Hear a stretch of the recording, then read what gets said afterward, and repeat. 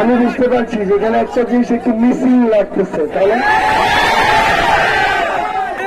আমি হাসপাতকেও নিয়ে এসেছি। ইসলামী বিশ্ববিদ্যালয়ে বাংলাদেশের স্বাধীনতার পরে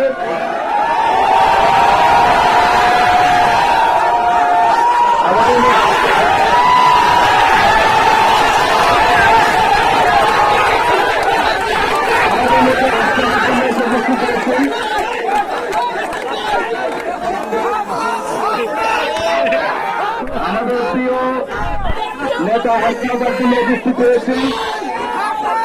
নিশ্চয়ই তিনি কথা বলবেন আপনাদের সাথে।